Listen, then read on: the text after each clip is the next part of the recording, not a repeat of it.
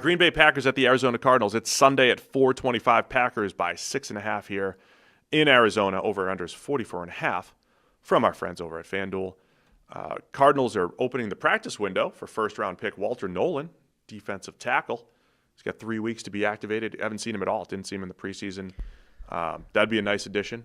Yeah. Getting him back around pretty midseason. Rough track record for them in terms of like Darius Robinson, Walter Nolan, like the two guys they've sort of like taken the biggest swings on the top of their last couple of drafts, just get hurt and don't show up.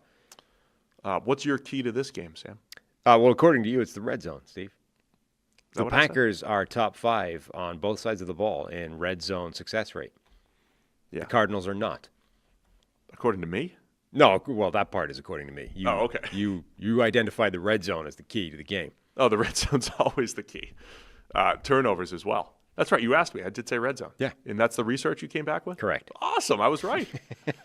The Packers just feel good in all the peripheries this year, like all the red zone stuff, creating explosives with Jordan Love, making big plays when they need to. And then, remember, their defense looked like just an absolute juggernaut through 2 weeks. The only real exception was the Cowboys. So it's still a really good defense and it has the potential to be a really good defense. Micah Parsons continues to create havoc up front. It's just a matter of coverage on the back end and putting it all together week to week and taking advantage of all of the havoc created by Micah Parsons. Yeah, I'm torn on the Packers because I feel like their ceiling is exceptionally high this season. Like I've seen evidence that both their defense and their offense can be basically unstoppable, just not consistently or for a particularly long period of time. So I don't know if that's a case of like eventually it means they're going to click into gear on both sides of the ball, and then that's the wagon that we're waiting for to emerge this season, or if it just means this is part of the characteristics of being the youngest team in the NFL again. Like you end up with inconsistency. That's like part of the bargain when you set up your team like that. So I'm a little bit confused as to what they actually are. Yeah, and that's where Jordan Love's playing really well. He's number 2 in EPA per play, top 10 in pretty much every advanced metric here. And I think their special sauce has been the big plays. Like when they needed it last week, getting the ball downfield to Matthew Golden twice.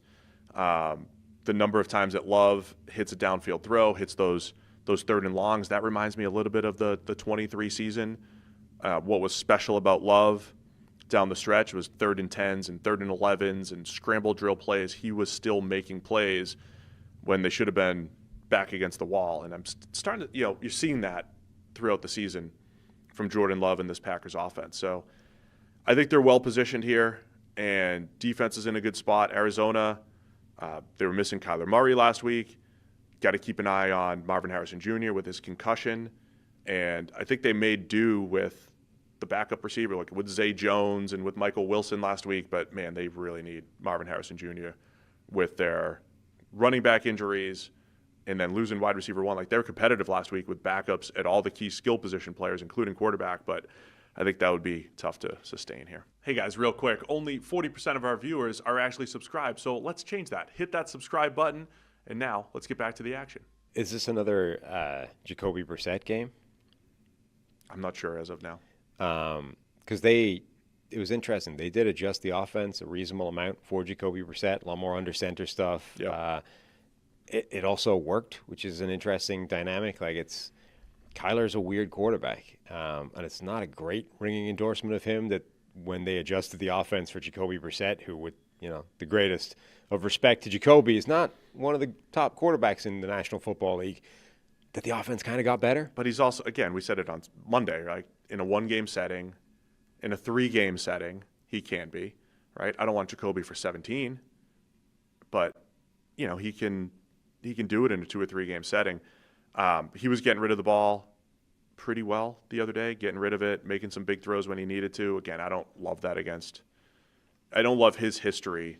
He's usually a high sack rate, low interception type of guy on that spectrum of type of player, the Tannehill, the Russell Wilson at the high end, Tannehill at the medium end. That's where if he gets sacked 4 or 5 times, I think they're done if it's Brissett. But then the same thing with Kyler. Like if Kyler's in there, I think he's got to do his special stuff, right? He's got to do a couple scramble drill plays, pick up a 20 or 30-yard gain, scamper with his legs. They need some explosives against this Packers defense that's played pretty well in man coverage, better than they did last year, better than I had expected, playing more man coverage than they did last year. And I think that's been part of their success, pairing that with the pass rush that they have now because of Parsons. Yeah. No, I mean, I think Micah Parsons can definitely be a huge factor in this game, chasing down Jacoby Brissett, causing problems, getting hold of him, turning those extended plays into sacks. Jacoby Brissett's not the most escapable quarterback in the world, so that's definitely a recipe for that Packers defense to go in a good direction. Cardinals, I just don't know if they have enough on either side of the ball, really. All right, man, let's make a pick. Packers by 6.5 here, Sunday, 4:25. Green Bay, because of that. I think the Packers are just better on both sides. I'm leaning Green Bay, but that's a lot of points. It is. Green Bay to win, Arizona to cover. Harry will take Green Bay to win and cover. Thanks for watching all the way to the end of the video. Check the Mic is live every Monday, Wednesday, and Thursday, so be sure to hit the subscribe button so you don't miss a thing. And the all-knowing algorithm is convinced you'll also like these videos, and who are we to argue?